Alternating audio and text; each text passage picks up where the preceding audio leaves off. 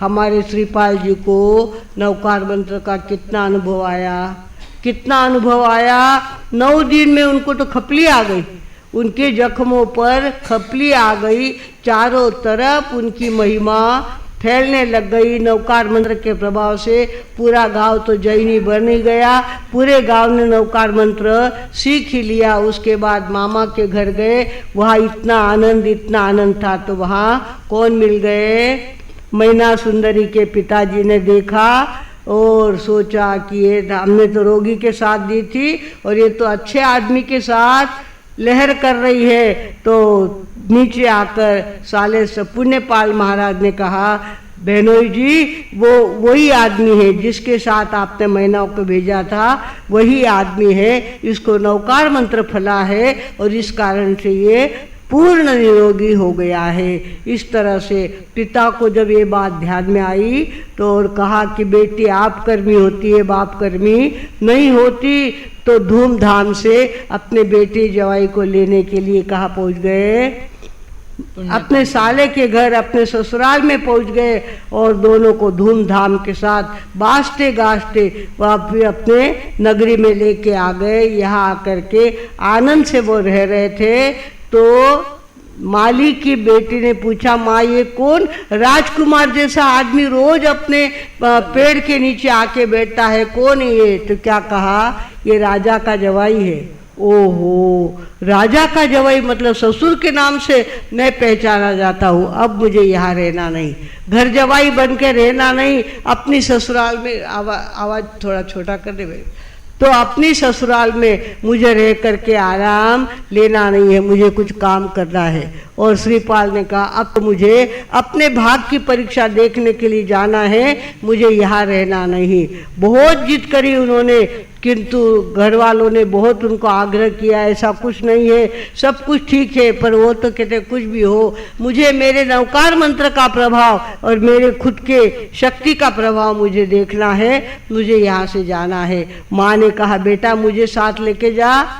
नहीं बे माँ, साथ नहीं, स्त्री साथ में हो तो एक जोखम साथ में होती है, मुझे साथ नहीं ले जाना।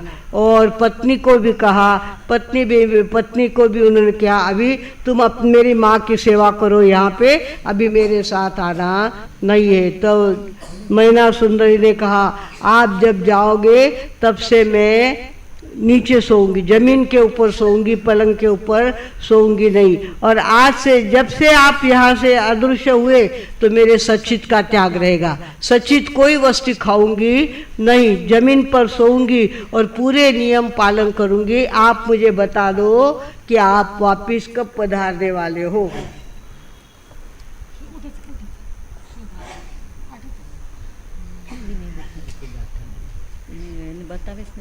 शुभागमन होगा कब प्रीतम, यह तो भला बताओ, दासी को दर्शन कब होगा, किर कर कृपा फरमाओ, श्रीपाल नरेश्वर समर्या परमेष्टि नव पद प्रेम से, श्रीपाल नरेश्वर समर्या परमेष्टि नव पद प्रेम।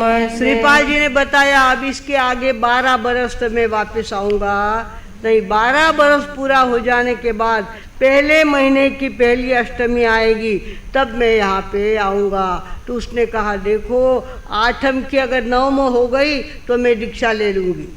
किसने कहा? मैना सुंदरी ने कहा, 8वीं की 9वीं हो गई तो मैं घर में नहीं रहूँगी, मैं दीक्षा ले लूँगी और आपको 8वीं तक पहुँचना ही है, ऐसा पक्का करके यहाँ से आप सिधाओ।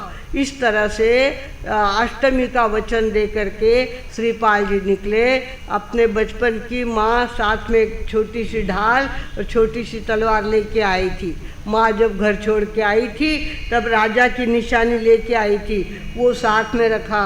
बाकी ससुर जी ने कहा कुछ सेना साथ लेके जाओ, नहीं कुछ साथ में ले जाना नहीं है, कोई मदद मुझे चाहिए नहीं, कोई पैसे आपके चाहिए नहीं, जैसा भी होगा मैं अपने भाग की परीक्षा लूँगा, अपने भाग कहाँ तक मुझे नचाते हैं मुझे देखना है, मैं अकेला जाऊँगा।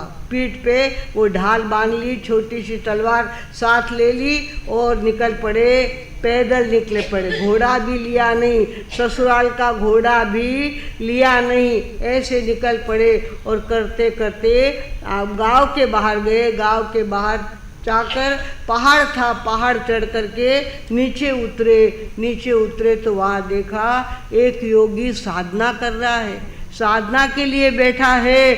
ओहो, उसने कहा आप कौन है, कैसे हो, सारी बातें योगी ने पूछी। उसने कहा भैया मैं यहाँ साधना कर रहा हूँ, मैंने विद्या सीखी थी। कौन सी? जल तरनी और शस्त्र परहरणी, दो विद्या का मैंने अभ्यास किया था। जल तरनी, कोई कितना ही जल में धक्का दे के डाल दे, पर अगर वो विद्या मेरे पास रहेगी तो मैं उसमें से तीर के आऊँगा। जल तरनी और शस्त्र परहरणी, सामने वाला कितने ही शस्त्र की बरसात करे पर शस्त्र मेरे शरीर को लगेगा नहीं, ऐसी मैंने विद्या साध्य की थी। पर अभी मुझे कुछ नहीं आ रहा है, लगातार मैं मेहनत कर रहा हूँ, लगातार समय अपना पास कर रहा हूँ, पर दोनों विद्या मुझे आ नहीं रही है। श्रीपाल जी ने कहा ऐसी कोई बात नहीं है, मैं यहाँ बैठता हूँ, नवकार मंत्र का जाप करता हूँ, देखो तुम्हारी विद्या का वापिस अभ्यास करो। और श्रीपाल जी तो वहाँ ध्यान लगा के बैठ गए। उनको तो बैठे कि अंतर के आत्मा में वो चले जाते थे, बाहर से पूरा चित्त उनका निकल जाता था, गहरे उतर जाते थे।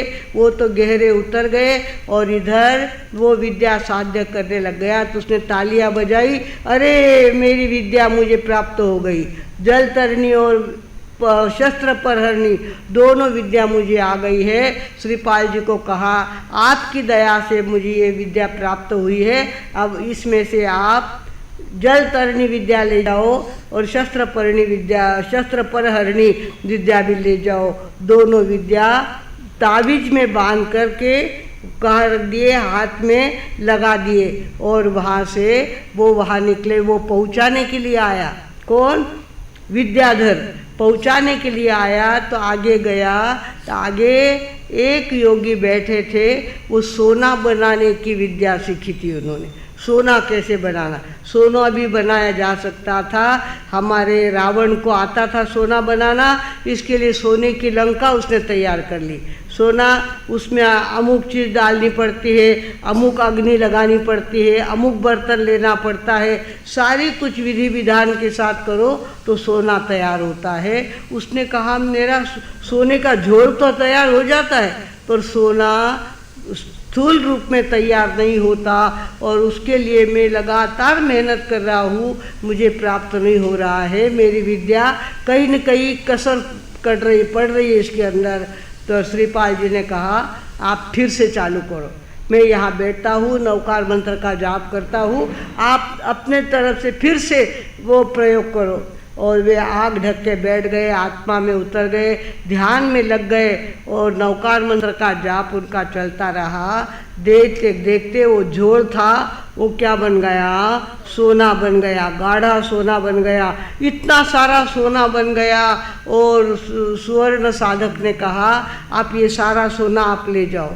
उसने कहा भैया ऐसा काम मैं नहीं करता, इतना सोना मैं नहीं ले जा सकता, तुम्हारा बहुत मन है। तो थोड़ा सा सोना उन्होंने अपने क्या कर लिया, ले लिया उसमें से, और वो क्या कर दिया, अपने शरीर पे गमछा था, ऊपरना था, उसके ऊपर बांध लिया, और वहाँ से वो सोना बनाने वाला भी उनके साथ चला। ऐसे करते करते वे कहाँ पहुँचे? भरूच नगर में पहुँचे हैं।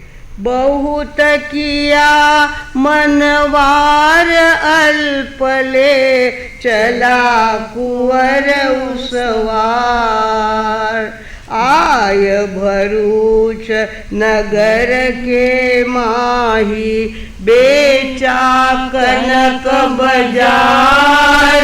ओ श्रीपाल नरेश्वर समर्या परमेष्टि नव पर प्रेम से श्रीपाल नरेश्वर समर्या परमेष्टि नव पद प्रेम से। वहाँ से निकले भरूच नगर, भरूच गुजरात के अंदर भरूच गांव है, वहाँ तक के पहुँचे हैं। वहाँ समुद्र के किनारे वहाँ पे आके गए हैं और वहाँ उन्होंने क्या किया, भरूच के बाजार में जाकर सोना बेचा, अच्छे कपड़े तैयार किए, ससुराल से अच्छे कपड़े भी नहीं लाए थे, कोई गहना भी वहाँ से नहीं लिया था। यहाँ जाकर भरूच में जाकर सोना बेचा और उसका कुछ गहना खरीदा, गले की चेन, हाथ की अंगूठी कुछ खरीद ली, अच्छे कपड़े पहन लिए और भरूच नगर में पेड़ के नीचे तैयार होकर के थक गए थे बहुत, इसके लिए सो गए थे। अब आदमी तो सोता है पर उसके भाग सोने नहीं देते उसको। आगे उन पर कौन सा संकट आता है ये तो सुनने से पता चलेगा, घड़ी ने काटा बता दिया है।